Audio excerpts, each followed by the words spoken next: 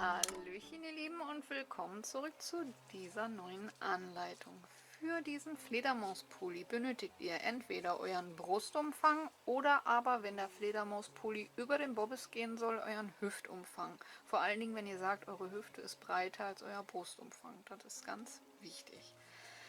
Ich gehe hier wie immer von einer Größe M aus. Das sind in etwa 100 cm. Diese teile ich durch 2, damit ich die Maße fürs Vorder- und fürs Rückteil rausbekomme. Komme somit auf 50. Auf diese Maße rechnet ihr nochmal plus 5 cm drauf, also komme ich auf 55 cm und ihr entsprechend auf eure Maße. Also egal für welche Größe ihr häkelt, Brustumfang oder Hüftumfang geteilt durch 2 plus 5. Die 55 sind nun die Breite fürs Vorder- und fürs Rückteil. Ich schlage jetzt gleich eine Kette aus Stäbchen an auf die Maße 55 cm. Dann zähle ich die Maschen durch und die Maschenanzahl sollte teilbar durch 8 plus 3 sein. Also egal wie lang eure Kette ist, einmal durchzählen, teilbar durch 8 plus 3 Maschen mehr. Als nächstes werden wir dann erst einmal eine kleine Fläche häkeln und eine Höhe von ca. 20 cm.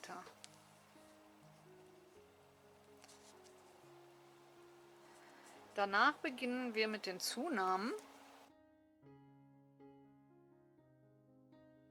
Hierbei ist wichtig, dass ihr nicht vergesst, umso früher ihr mit den Zunahmen beginnt, umso weiter werden eure Fledermausärmel.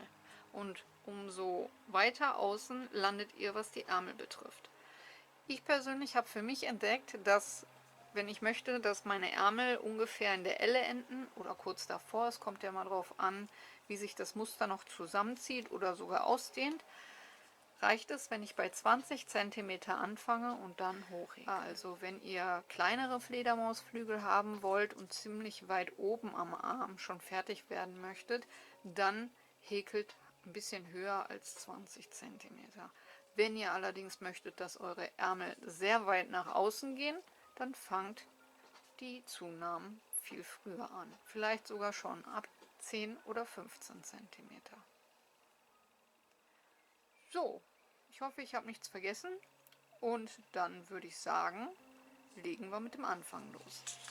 Meinen Fledermauspulli werde ich mit diesen zwei hübschen hier häkeln. Zwei gleiche, da ich ja Vorder- und Rückteil separat häkel. Dies sind zwei vierfädige Bobbel und das Ganze häkel ich auf einer Dreiernadel. Alle Angaben zur Wolle, Nadelstärke und Verbrauch findet ihr wie immer unterm Video in der Infobox, genauso wie die Maschenanzahl teilbar durch sein muss. Los geht's!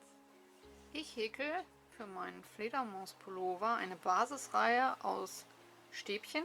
Ihr könnt natürlich mit einer Luftmaschenkette beginnen, dann nehmt aber eine halbe bis ganze Nadelstärke größer, damit die Kette schön elastisch bleibt. Ansonsten könnt ihr mit mir den Fußschlingenanschlag mit Stäbchen mitarbeiten. Ich beginne mit 3 Luftmaschen, einen Umschlag und gehe in die erste Masche zurück. Hole den Faden durch, nehme den Daumen und ziehe alle 3 Laschen auf gleiche Höhe. Häkel erstmal eine Schlaufe ab, das ist wichtig, denn das ist der Boden, auf dem euer Stäbchen steht. Und dann haben wir wieder 3 Schlaufen auf der Nadel und die sind für unser Stäbchen. Durch 2 und durch 2. Und somit habt ihr euer erstes Stäbchen gehäkelt. Wenn ihr dann mal so schaut, habt ihr Steigeluftmaschen plus Stäbchen. Danach einen Umschlag, dann hat sich hier eine komplette Masche gebildet, die nehmen wir komplett auf, holen dort den Faden durch, ziehen wieder alle 3 Schlaufen auf gleiche Höhe, das ist wichtig, damit auch die Kette schön elastisch bleibt, häkeln wieder eine Schlaufe ab, auf dem das Stäbchen steht und dann durch 2 und durch 2. Umschlag, nächste gebildete Masche, Faden holen, durchziehen, alle 3 Schlaufen auf gleiche Höhe, durch eine für den Boden, durch 2 und durch 2 für ein Stäbchen. Und so bildet sich dann nach und nach eure Kette, die dann auch noch schön elastisch ist. Und ich häkel diese Kette jetzt bis auf 55 cm. Bis gleich. Nachdem ihr eure Kette angeschlagen habt, in Luftmaschen, feste Maschen, halbe Stäbchen oder so wie ich in Stäbchen, zählt ihr diese einmal durch und diese sollte teilbar durch 8 sein. Wenn wir das haben, kommen wir zur Reihe 1. Wir beginnen mit 3 Steigeluftmaschen für ein Stäbchen. Danach machen wir einen Umschlag und gehen in die erste Masche, häkeln ein Stäbchen. Umschlag, zweite Masche, häkeln ein Stäbchen. So dass wir mit den Steigeluftmaschen zusammen 3 Stäbchen haben. Danach kommen 2 Umschläge, 2 Maschen freilassen und in die dritte stechen wir ein und häkeln danach 2 mal 2 Schlaufen ab. 2 Umschläge, gleiche Einstichstelle, Faden holen, durch 2, Faden holen durch 2, also 2 mal 2. 2 Umschläge, gleiche Einstichstelle, Faden holen durch 2, Faden holen durch 2, also 2 mal durch 2. Jetzt haben wir 3 gemeinsame Doppelstäbchen auf der Nadel, 4 Schlaufen und diese häkeln wir gemeinsam ab. So haben wir 3 gemeinsam abgemaschte Doppelstäbchen. 2 Luftmaschen, gleiche Einstichstelle, 2 Umschläge und wieder 3 gemeinsam abgemaschte Doppelstäbchen. Das erste durch 2 mal 2 Schlaufen, 2 Umschläge, gleiche Einstichstelle, 2 mal 2 Schlaufen, 2 Umschläge, gleiche Einstichstelle, 2 mal 2 Schlaufen. Wieder 4 Schlaufen auf der Nadel und diese gemeinsam abmaschen. Und so haben wir jetzt das zweite Blatt fertig. Und nun kommt das letzte, 2 Luftmaschen, 2 Umschläge, gleiche Einstichstelle, durch 2 mal 2 Schlaufen abhäkeln, 2 Umschläge, gleiche Einstichstelle, 2 mal 2 Schlaufen abhäkeln, 2 Umschläge, gleiche Einstichstelle, 2 mal 2 Schlaufen abhäkeln. 4 auf der Nadel und alle 4 gemeinsam. Danach machen wir einen Umschlag, lassen 2 Maschen frei und häkeln in die nächsten 3 jeweils ein Stäbchen.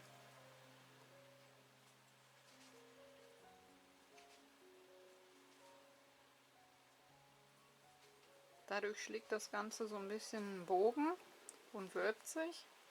So soll es aber auch sein.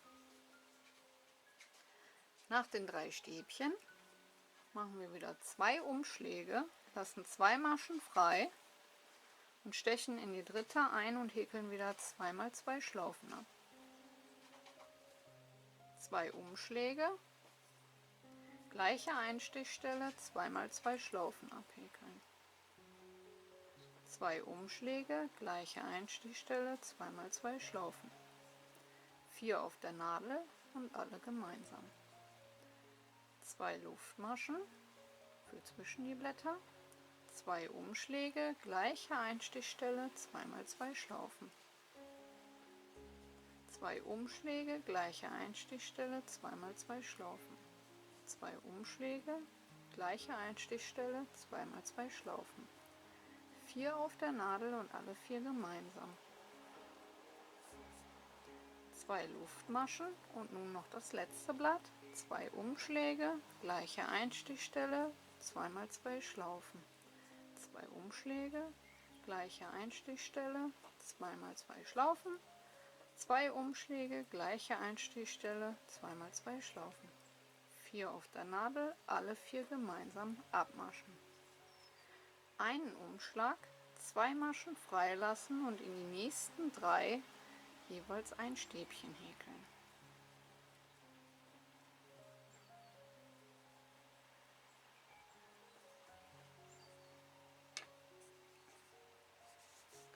Und so nun die ganze Reihe. Und zum Schluss haben wir unsere 4 Maschen noch. Ich lasse 2 frei und und häkel in die letzten beiden jeweils ein Stäbchen und in die Steigeluftmaschen, die zweite Masche von unten angezählt, das letzte und dritte Stäbchen hinein. So, und dann haben wir Anfang und Ende. Gleich kommen wir zur Reihe 2. Diese ist ganz einfach. Wir häkeln mit festen Maschen, also machen wir eine Steigeluftmasche und wenden. Die festen Maschen, die nun kommen, werden immer in die hintere Schlaufe einer Masche einstechen und eine feste Masche abhäkeln. Hintere Schlaufe, eine feste Masche abhäkeln. Hintere Schlaufe, eine feste Masche abhäkeln. Das Einzige, worauf wir jetzt achten müssen, ist, dass wir immer 3 feste Maschen über die 3 Stäbchen häkeln. Über den Bogen allerdings dürfen nur 5, weil sonst hättet ihr am Ende viel mehr als hier unten. Dazu lassen wir immer die Masche am äußeren Blatt aus, sowohl links als auch rechts. Nachdem ich die 3 festen Maschen am Anfang gehäkelt habe, lasse ich also die 4. Masche, die das erste Blatt ist, aus und gehe direkt in die daneben. Dann die danach, das sind dann die 2 von den Luftmaschen. Die Masche vom mittleren Blatt nehme ich mit und nochmal die 2 von der Luftmaschenkette. Dann habe ich schon meine 5. Dann lasse ich wieder die Masche vom äußeren Blatt aus und häkel über die nächsten 3 Stäbchen jeweils eine feste Masche.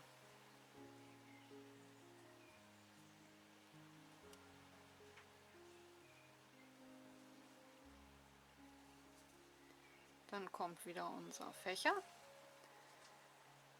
Die erste Masche vom ersten Blatt auslassen, die 2 von der Kette mit jeweils einer festen Masche behäkeln, die mittlere vom Blatt mit einer festen Masche und die 2 danach von der Luftmaschenkette der Vorreihe. Die eine Masche vom äußeren Blatt wieder freilassen und über die nächsten 3 Stäbchen jeweils eine feste Masche. Also eine ganz einfache Reihe. Und durch das Einstechen in der hinteren Schlaufe ergibt sich so eine leichte Schaffelung. Und umso höher wir häkeln, umso schöner sieht es dann aus, denn das hebt dann so ein bisschen die Tulpenköpfe hervor. Und so nun bis zum Ende. Und am Ende der Reihe über die letzten 3 Stäbchen auch die letzten 3 Maschen, wobei die letzte Masche seitlich in der zweiten Masche von unten in den Steigeluftmaschen der Vorreihe gehäkelt wird.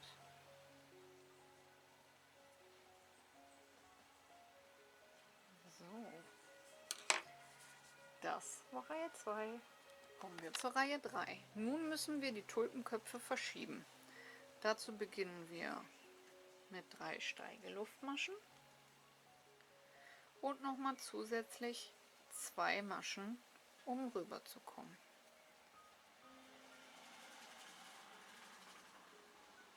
Dann machen wir 2 Umschläge und stechen in das erste Stäbchen, also in die Steigeluftmaschen ein und häkeln dort 2 mal 2 Schlaufen ab. 2 Umschläge, gleiche Einstichstelle, 2 mal 2 Schlaufen. 2 Umschläge, gleiche Einstichstelle, 2 mal 2 Schlaufen. 4 Schlaufen auf der Nadel und alle gemeinsam. Danach kommen 3 Stäbchen genau in die Mitte über dem Tulpenkopf der Vorreihe. Das wäre dann hier. Ein Stäbchen, 2 Stäbchen und 3 Stäbchen.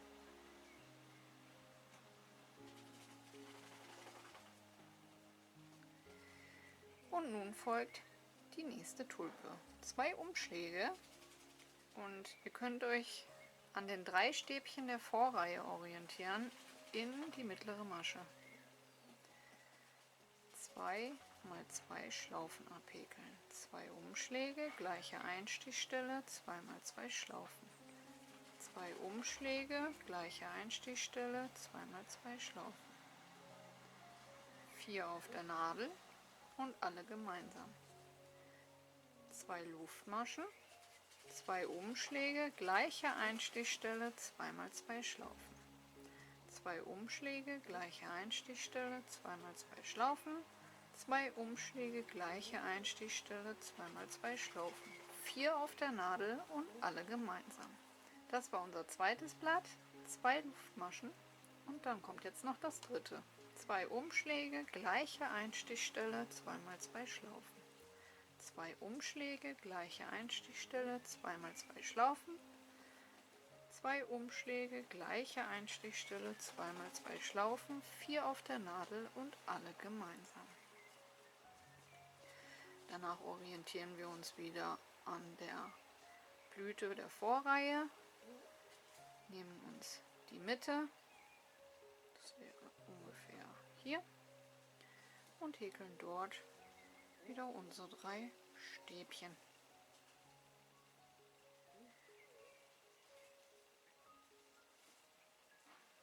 Danach kommt wieder das nächste Tulpenblatt.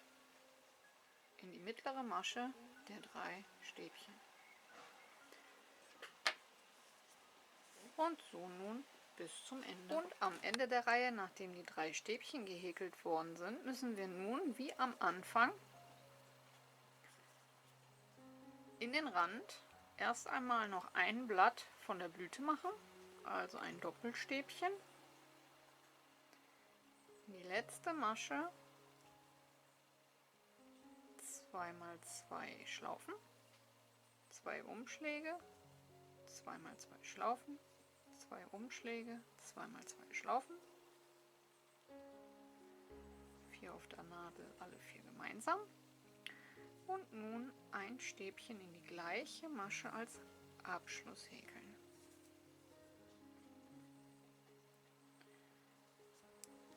Und nun 2 Luftmaschen und ein Stäbchen in die gleiche Masche als Abschluss häkeln.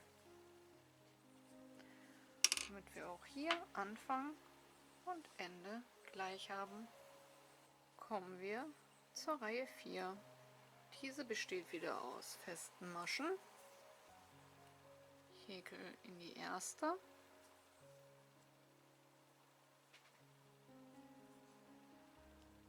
in die zweite und in die dritte Masche jeweils eine feste Masche. Denn hier haben wir eine halbe Blüte und in den Blüten kamen ja immer 5 feste Maschen hinein.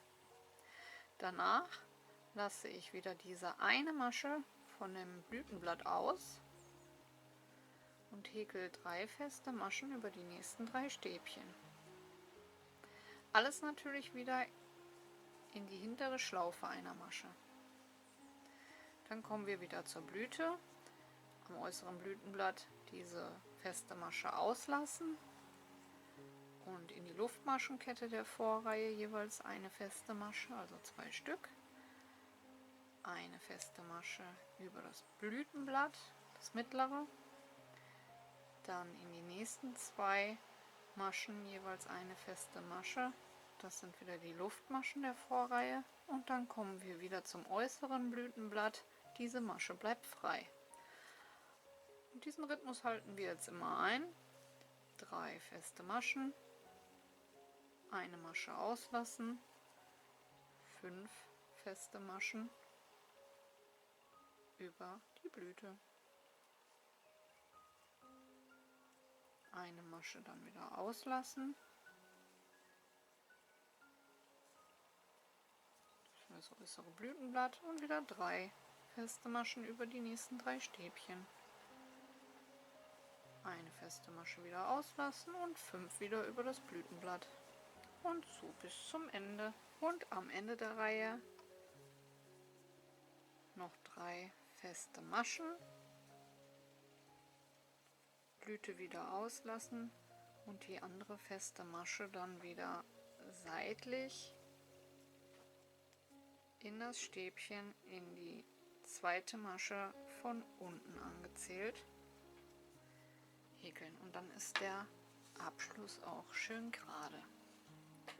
Und Anfang wie Ende gleich. Und das, meine Lieben, ist das eigentliche Muster, welches nur aus 4 Reihen besteht. Reihe 5 beginnt jetzt wieder wie Reihe 1 mit 3 Steigeluftmaschen und in die nächsten 2 Maschen jeweils ein Stäbchen.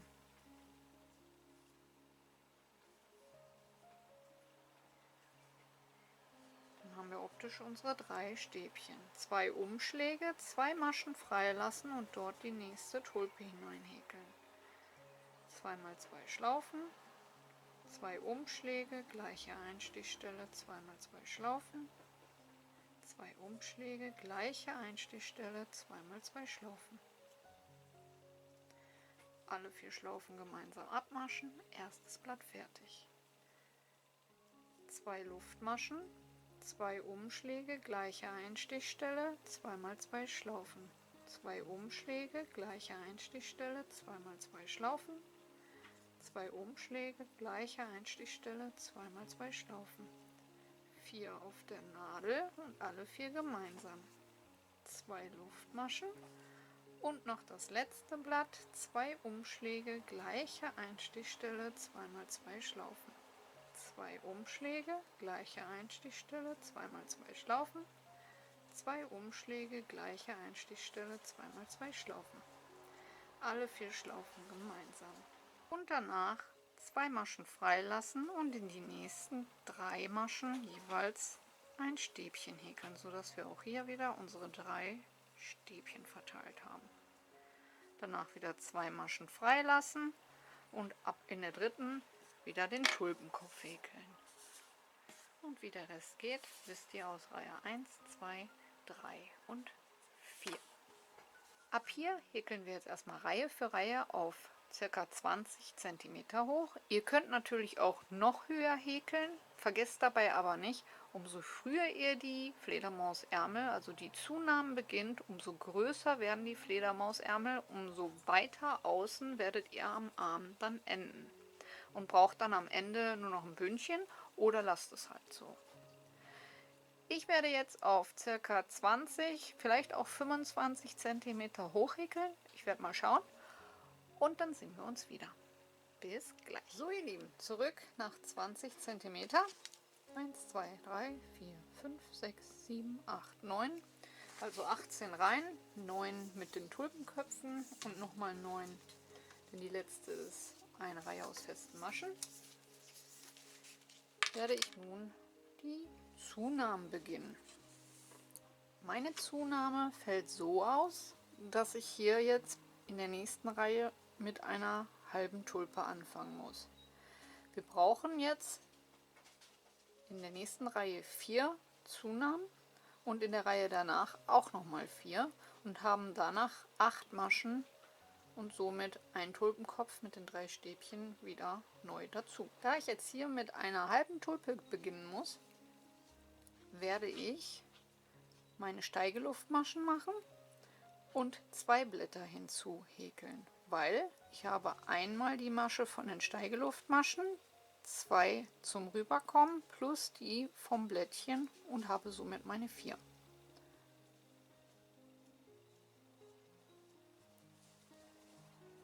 So, 2 Umschläge, steche wie auch bei der halben Tulpe direkt am Fuß ein und häkel dort das erste Blatt.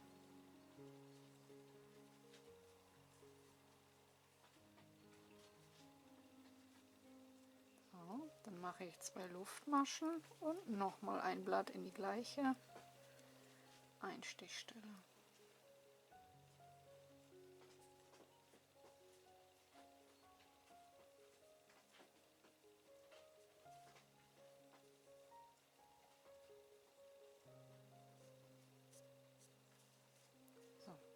Und danach wieder in der Mitte des Tulpenkopfes der Vorreihe die 3 Stäbchen.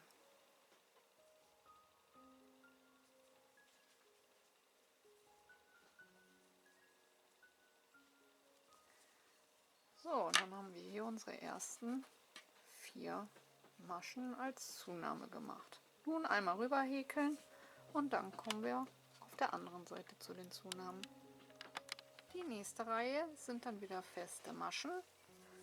Eine Luftmasche wenden und in die erste Masche, die hat sich hier bei mir so ein bisschen zusammengezogen, müssen wir nun 4 feste Maschen hineinhäkeln und haben somit 3 mehr. Und in die zweite häkle ich 2 hinein und habe somit meinen Ausgleich von 4. Hier ist das Blatt. Das ist aber das mittlere, da wird drüber gehäkelt. So, und hier ist das äußere, da lasse ich dann wieder eine Masche frei. So, und dann habe ich 2, 4, 6, 8, 9 Maschen am Anfang bis vor das letzte Blütenblatt gehäkelt.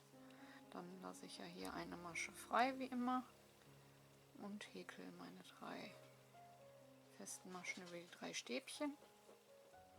Und dann kommt, wie wir es kennen, wieder 1 freilassen, 5 über den Tulpenkopf,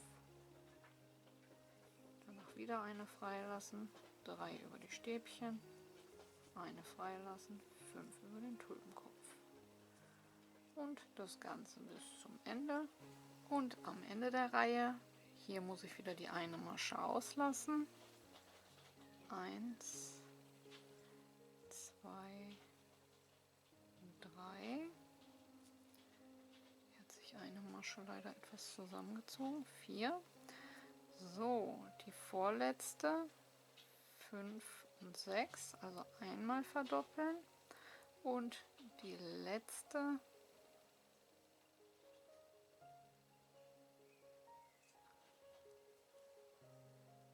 7, 8 und 9.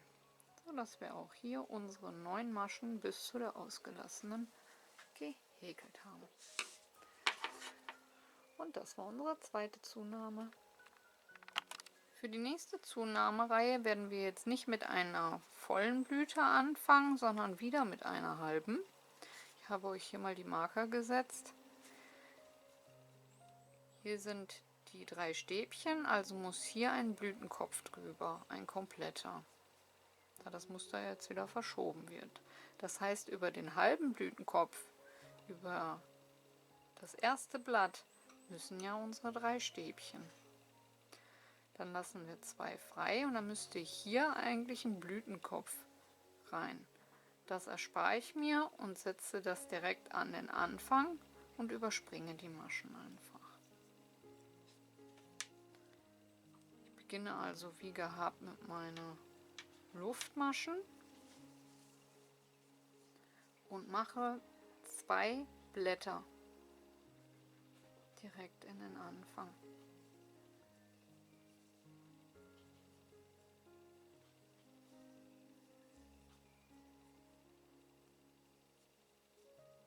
Zwei Luftmaschen und nochmal ein zweites Blatt.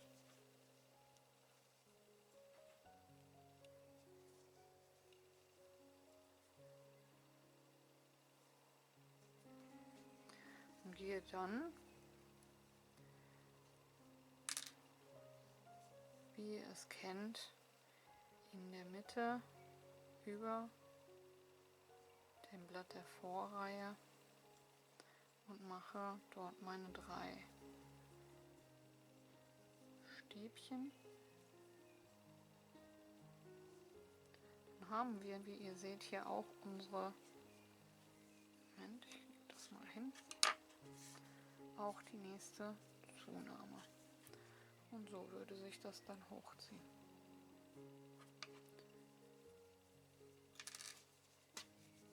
Als nächstes kommt wieder eine komplette Blüte und das Ganze häkle ich, wie ihr es schon kennt, zum Ende der Reihe. Und Und am Ende der Reihe angekommen, so wie am Anfang, in die letzte Masche ein Blütenblatt,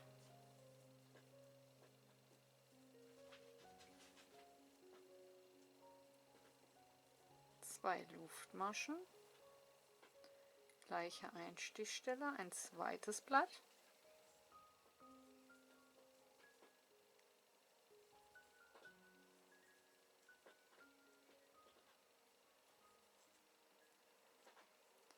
zwei Luftmaschen und mit einem Doppelstäbchen die Runde in der gleichen Masche beenden. Dann haben wir hier auch unsere Vierer-Zunahme geschaffen. Wenn euch die Zunahmen zu stark sind, dann bleibt bei einem Blatt anstatt bei zwei und macht halt immer noch, wo die festen Maschen sind, die 4 Zunahmen. Bleibt dann bei einem Blatt und geht dann weiter hoch. Wenn ihr allerdings so wie ich halt die längeren Ärmel haben wollt, dann bleibt bei den stärkeren Zunahmen. Als nächstes ist wichtig, wenn ihr Reihe für Reihe weiter so hoch häkelt, dass ihr nicht verpasst, ab dem Punkt aufzuhören, wo ihr eure Körperlänge erreicht habt. Messt dabei von der Schulter herab, wie lang euer Fledermauspulli werden soll und macht dann Ende. Wenn ich dann soweit bin, sehen wir uns wieder. Bis gleich. Zurück. So sehen beide Teile fertig aus. Und als nächstes klappt ihr von Arm zu Arm beide Teile zusammen und markiert euch die Mitte. Wenn ihr als Beispiel einen 30 cm breiten Halsausschnitt haben wollt, geht ihr dann von der Mitte aus 15 cm nach links und 15 cm nach rechts.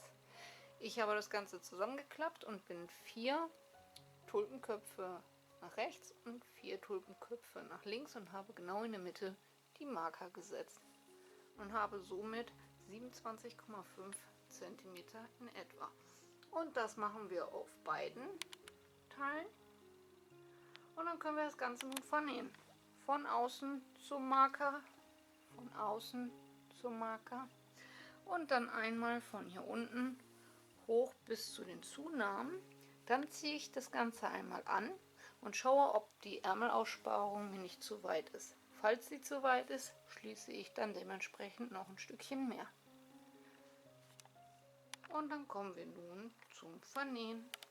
Zum Vernähen nehme ich mir den Faden doppelt und mache mir unten ein Knötchen hinein. Dann kann ich das Ganze besser an den Seiten fixieren. Ziehe den Faden durch und kann diesen dann am Knötchen auch so durchziehen. Und nun vernähen wir mit dem Couchstich oder auch Matratzenstich genannt. Dazu gehe ich am hinteren Häkelstück circa einen halben Zentimeter von der einen zur anderen Seite, lege den Faden über und gehe dann in Höhe des Fadens am vorderen Häkelstück einen halben Zentimeter von der einen zur anderen Seite. Faden wieder überlegen, in Höhe des Fadens einen halben Zentimeter zur Seite einstechen, Faden wieder überlegen und in Höhe des Fadens am vorderen Häkelstück einen halben Zentimeter zur Seite einstechen.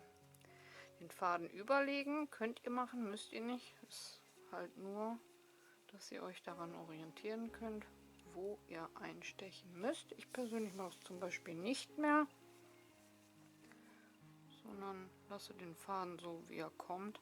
Achte halt nur darauf, wo kommt er raus und steche dann dort ein und vernähe einen halben Zentimeter. So, das Ganze dann schön locker lassen, also nicht zu straff zuziehen. Und dann haben wir hier jetzt die Außenseite, wo wir auch die geschaffelte Naht haben. Also ich lege quasi Außenseite auf Außenseite, da müsst ihr auch drauf achten. Und habe dann eine schöne